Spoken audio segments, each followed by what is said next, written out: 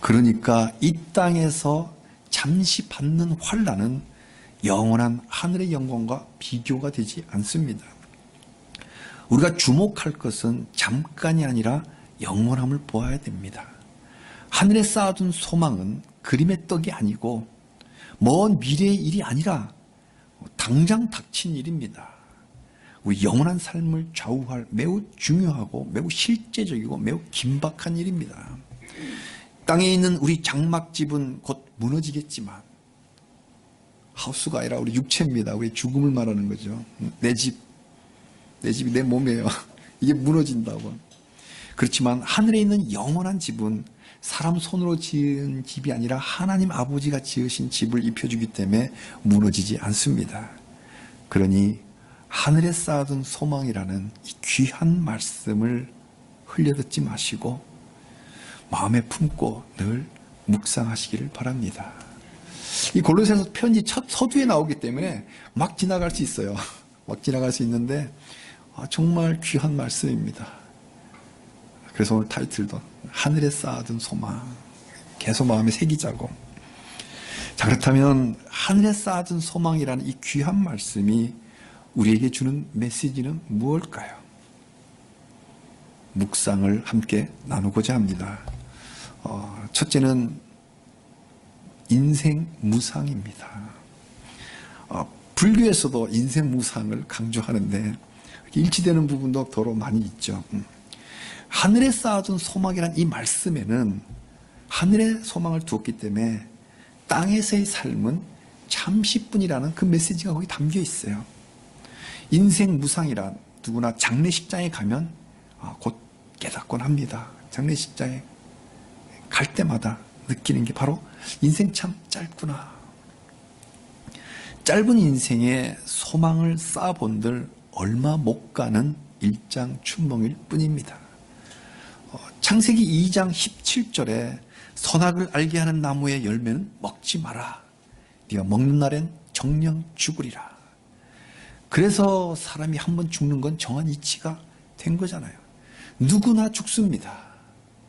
길어야 100년 인생일 뿐입니다. 그런데도 사람들은 천년 만년 이 땅에서 살 것처럼 이 땅의 일만 생각하며 살아갑니다. 현재 눈에 보이는 세상, 지금 당장이 중요하다. 왜 하늘 타령을 하냐 이렇게 비난하는 사람, 마치 천년 만년 이 땅에서 살 것처럼 먹고 사는 문제만이 전부인 양 육체의 삶만이 가장 중요하다고 여깁니다. 우리 전에 한번 유행어가 있었잖아요. 무엇이 중요한디라는 말이 있었듯이 사람들은 이 땅에서 천년만년 살 것처럼 하늘보다 땅이 중요하다고 생각합니다. 무엇이 중요한디라고 질문하면 난 크리스찬은 땅이 중요하다. 크리스찬은 하늘이 중요하다. 이렇게 대답할 겁니다. 사람들은 이 땅을 중요하게 생각하지만 그러나 우리 사도 야고보는 너희는 잠깐 보이다 없어지는 안개니라 라고 말씀했습니다. 히브리서 11장 13절에도 우리 인생은 나그네라고 말합니다.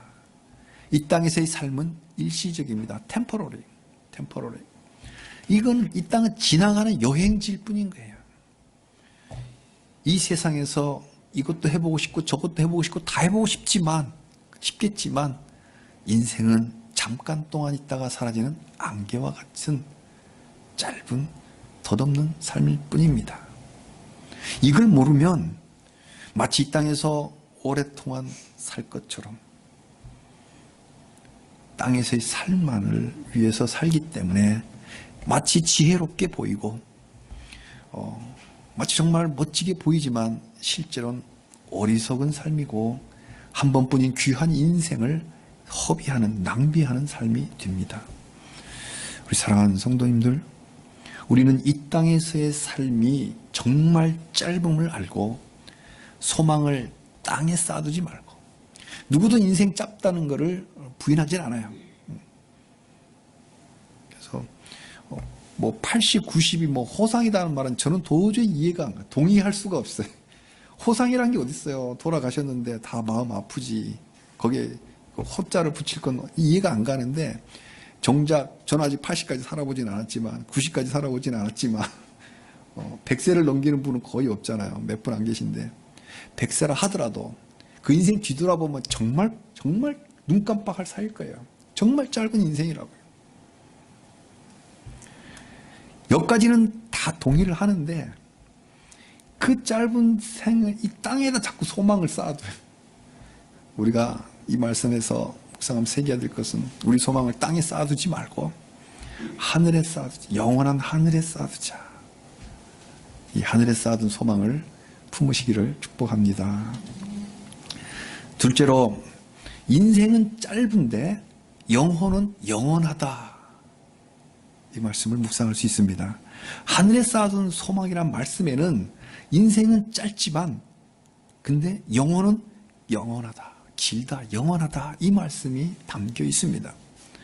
인간이 육체만으로 되어 있다면 인생은 죽음으로 끝일 겁니다. 짧은 인생 덧 없습니다. 그러나 인간이 육체만이 아니라면 이야기는 달라지는 거예요. 사람들이 인생이 덧없다고 하는 것은 육체만 봤기 때문에 그래요. 육체만 보면 덧없죠. 짧단 말이에요. 무상하다, 항상 상자로 항상 있지 않다, 짧다. 그러나 인생이 만약에 육체만이 아니라면 이 이야기 완전히 달라지는 거예요. 하나님의 말씀인 성경은 인간은 육체만이 아니라 육체와 영혼으로 되어 있다고 가르쳐 줍니다. 창세기 1장 26절, 1장 26절 창조의 하이라이트죠. 하나님의 형상을 따라 하나님의 모양대로 하나님 우리를 창조했습니다. 그런데 이 창조의 디테일이 창세기 2장에 나와요.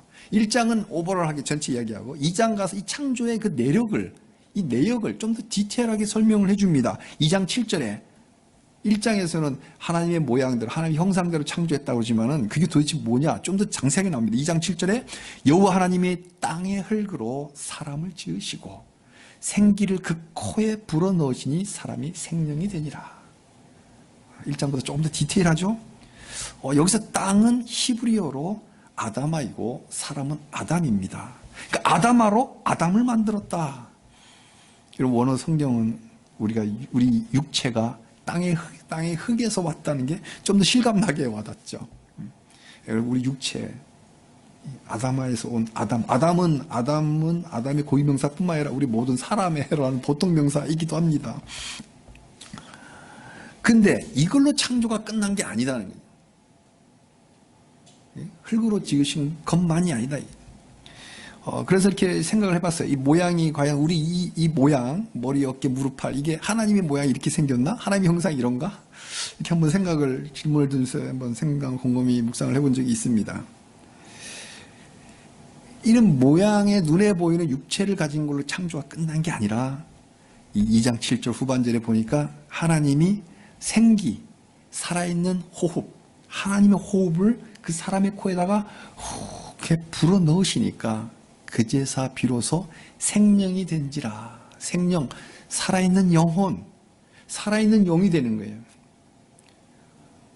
그러니까 영혼만 있는 게 아니고 육체와 영혼이 결합되는, 살아있는 생명인 영혼인 육체를 가진 영혼이래. 영혼을 가진 육체.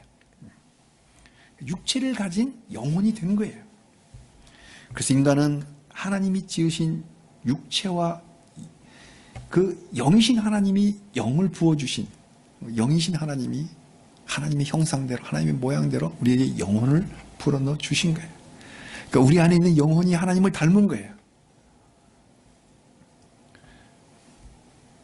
그래서 우리의 육체만 보면 이렇게 생물학자들이 분류하기를 포유류의 하나님이 이렇게 분류를 할 수 있겠지만, 동물들도 머리, 어깨, 무릎, 발 갖고 있으니까 우리 영혼이 하나님의 형상을 닮고 하나님의 모양을 닮은 거예요. 그래서 이 사람이 육체와 영혼으로 되어 있다는 것을 창세기에 너무나 하나님이 잘 말씀했는데 사람들이 이거를 인정을 안 해요. 이렇게 흔히들 이렇게 사람들이 연애 프로에도 왜 영이 없냐, 영이 없는 말을 하냐 이렇게 양들을 하지만 그들이 속으로 영혼을 인정하지는 않는 거죠. 말들은 하지만 정말 우리 영혼이 있다는 걸 그게 정말 믿지 않습니다. 우리 믿는다면 그렇게 물질적인 삶을 살지 않고 하나님 없이 살아가지는 못할 겁니다. 육체의 삶은 덧없이 짧지만 영혼만은 계속 존재합니다. 육체는 하나님 보면 유기질, 물질이잖아요. 근데 영혼은 물질이 아니란 말이에요. 그래서 영혼이 존재하는 거예요. 물질이라면 죄 때문에 썩어지지만, 그렇게 하나님이 정하셨지만, 영혼은 물질이 아니기 때문에 죽지 않고 썩지 않고 영혼이 존재합니다. 안타깝게도 사람들이 이걸 몰라요. 영혼을 이야기하면서도 그 영혼이 존재한다는, 영혼 불멸을 썰로 알지 진리로 받아들이지 않는다는 거죠. 그래서 유물론이 나왔고, 그래서 공산주의가 나온 거예요. 공산주의가 사람을 그렇게 많이 죽여도 그 사람 양심에 조금 더 가치를 느끼지 않는 것이, 사람의 영혼의 가치를 인정하지 않으니까 그냥 개 잡듯이 똑같이 보니까 그 유물론이 나온 거고, 공산주의가 나온 거고, 사회주의가 전체주의잖아요. 전체를 위해서 개인 몇 명 죽인들 아무 문제가 없다라는 그런 무서운 사상들이 생겨 나온 거예요. 사람 목숨, 파리 목숨처럼 죽이고도 양심의 가치가 느끼지 않습니다. 인간의 영혼을 부인하고, 천하보다 귀하다는 것이 그 속에 담긴 영혼이 있기 때문에, 영혼이 죽지 않으니까 이 얼마나 큰 보석이에요. 돈으로 환산할 수 없는 이 영혼을, 이 죽음은 끝이라는 이 사상이 인간의 삶을 얼마나 동물적으로 만드는지 모릅니다. 그러나 인간이 죽으면 육체는 땅에 묻혀 썩어지면, 그래서 흙으로 돌아가겠지만, 그 영혼은 몸이 죽는 그 즉시로 원래 영을 창조하신 영이신 하나님 앞으로 불려갑니다. 그래서 하나님 앞에 결산보고를 해야 돼요. 결산보고 하잖아요. 우리 학생들도 중간고사, 기말고사 치듯이, 우리 기업인들 결산보고 하듯이, 우리 영혼도 하나님 앞에 가면 영을 주신 그 하나님께, 하나님 영광을 위해 살라고 주신 영을 가지고 내가 일생 동안 어떻게 살았는지 보고해야 됩니다. 그리고 판결을 받습니다. 천국 아니면 지옥입니다. 그래서 둘째 사망이, 우리 영혼이 지옥불에 떨어지는 게 둘째 사망입니다. 그래서 우리는 우리를 위해 하늘에 쌓아둔 소망을 우리가 품어야 됩니다. 사랑하는 성도님들, 인생은 덧없이 짧지만 우리 영혼은 영원합니다. 먼 나중 이야기가 아닙니다. 그림의 떡이 아니고 나중 이야기가 아니에요. 누구도 내일 일을 알지 못해요. 언제 하나님이 부르실지 몰라요. 오늘 밤에 부를지 모르잖아요. 태어난 건 순서가 있어도 죽는 건 순서가 없어요. 근데 마치 하늘에 쌓아둔 소망을 품으십시오 그러면, 그 나중에 내가 은퇴 다 하고 내가 90 넘어서 죽기 직전에, 중세시대 그랬어요. 중세시대 때 세례를 받아야만 천국 가는 걸로 그렇게 알고 있었고, 그래서 죽기 직전에 세례를 많이들 받으려고 그래요. 근데 죽는 거 내 마음대로 되나요? 언제 죽을지 어떻게 알아요? 그래서 오늘 밤에 부르실지 모르기 때문에, 이거는 긴박한 이야기예요. 나중 이야기가 아니라니까요. 그림의 떡이 아니라 바로 현실의 문제입니다. 이걸 사람들이 몰라요. 미룰 일이 아닙니다. 내일 장사해서 얼마를 남길 것만 생각하는 그런 일이 아니에요. 내 영혼 살리는 일이 가장 긴박한 일입니다. 그래서 우리 선교가 긴박한 거예요. 우리 선교사들의 마음 항상 긴박해요. 한 영혼을 살리는 그 불타는 그 사랑으로 너무 급해요. 그러나 하나님의 일이기 때문에 아무리 급해도 하나님의 때에 이루십니다. 그래서 우리 성도님들은 우리 각자 자기를 위해서 하늘에 쌓아둔 소망을 가지시기를 주님의 이름으로 축복합니다. 아멘. 세 번째로, 우리 영혼은 영광 중에 거한다.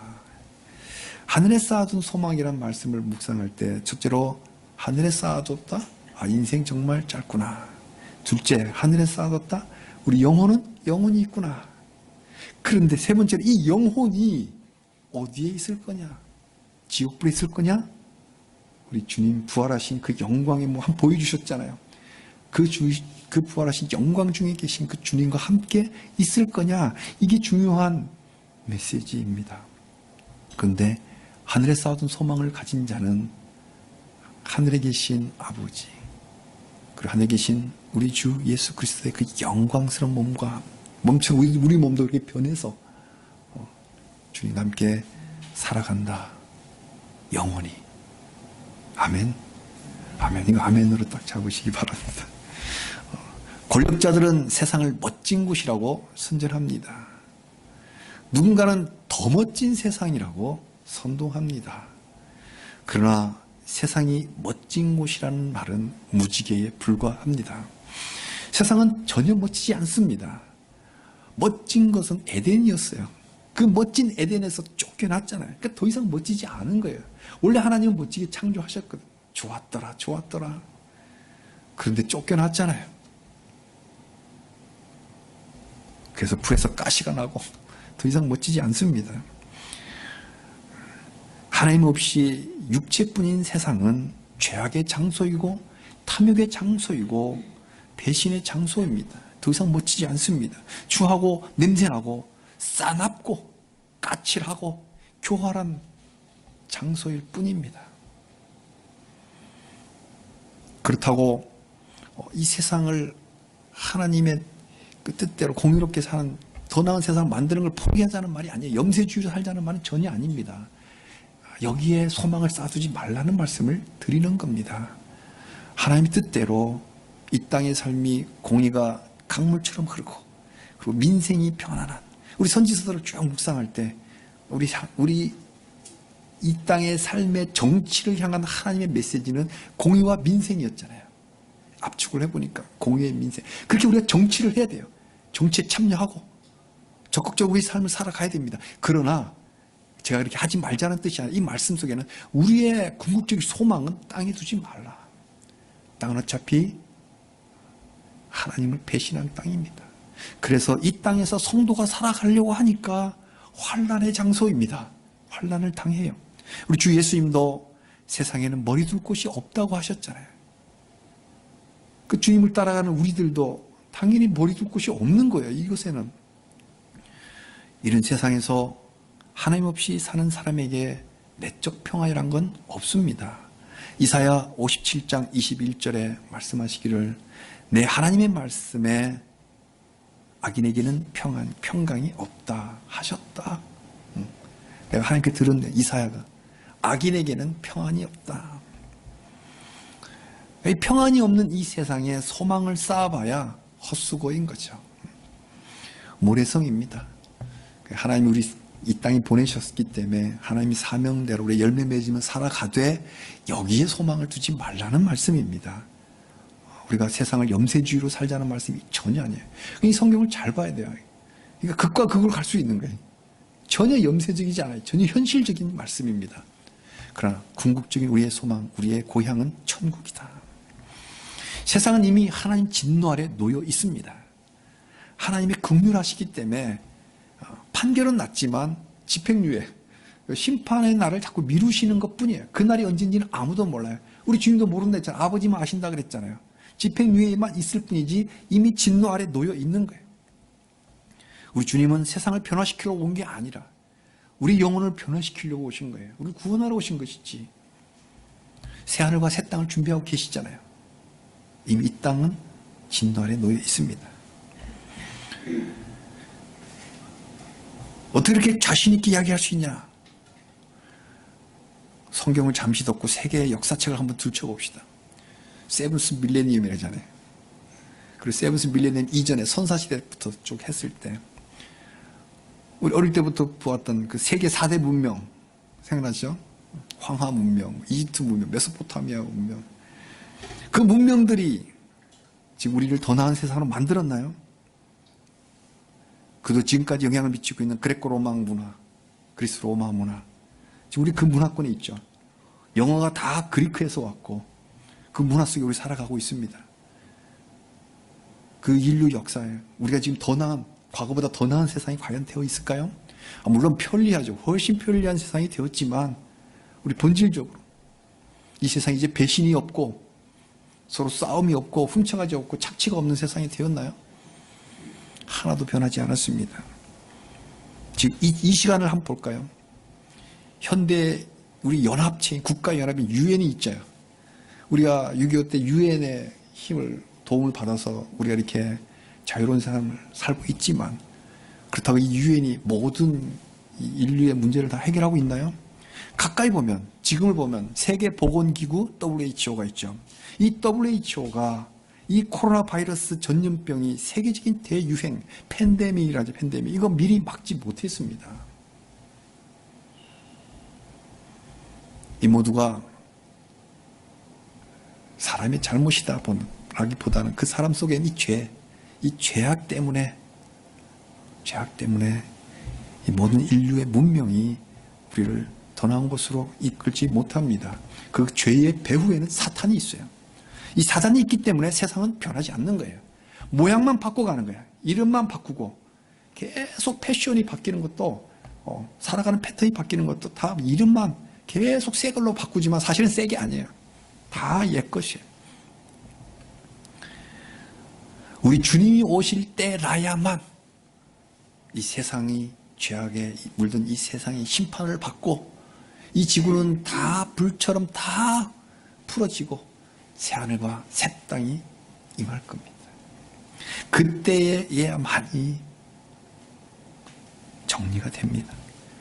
골로새서 3장 4절을 다 함께 우리 뜻을 새기면서 천천히 한번 읽었으면 좋겠습니다. 오늘 골로새서 1장 5절에 있는 하늘에 쌓아둔 소망이라는 말씀이 이 말씀으로 연결이 됩니다. 같이 한번 천천히 말씀을 생각하면서 한번 읽겠습니다. 우리 생명이신 그리스도께서 나타나실 그때에 너희도 그와 함께 영광 중에 나타나리라. 아멘. 아멘. 우리 생명이신 주님, 우리 주님이 나타나실 그때에, 언제요? 재림할 때. 다시 오실 그때에 우리도 우리 주님과 함께 영광 중에 나타날 것이다. 우리 주님이 그 부활체, 어떤 빨래방도 그렇게 희게 빨 수 없는 그 힘, 그 광채가 나는 몸으로 우리도 그렇게 바뀌는 거예요. 어떤 사람들은 휴거로 주님 오실 때 먼저 공중에 푹 떠갖고 주님을 공중에서 만날 거고, 어떤 사람은 나중에 땅에서 만나겠지만,